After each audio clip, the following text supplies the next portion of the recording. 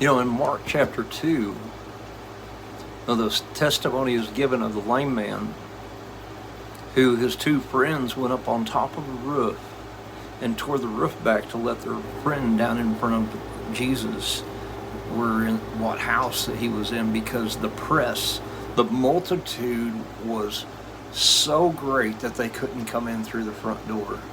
So they took him up on the roof to let him in. And Jesus, seeing their faith, said, "Son, your sins be forgiven you." And knowing the thoughts of some of the Pharisees, Jews that sat by, said, "Who is this that blasphemes? Who can forgive sin but God?" And Jesus said, which is easier to say? Your sins be forgiven you, or to pick up your bed and go home? He said, "But that you might know that the Son of Man has power on earth to forgive sin." He told the man, "Pick up your bed and go home." And immediately he picked up his bed and walked out straight through the middle of them.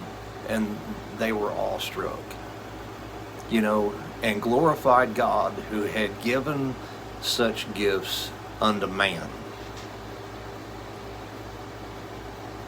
But Satan has got in people's head and perverted everything concerning the knowledge of God. And this is what Paul is getting at in 2 Corinthians 10, 3 through 5. Though we walk in the flesh, we don't war according to the flesh. He says, "For the weapons of our warfare are not carnal, fleshly, but mighty through God." Talking about the Spirit of God we're sealed with. To the pulling down, the destruction of strongholds, casting down thoughts and imaginations, and every lofty thing lifting itself against the knowledge of God, and bringing every thought captive to the obedience of Christ, and having a readiness to punish every disobedience when your obedience is complete. What we got to understand is that Paul is talking about our faith in God.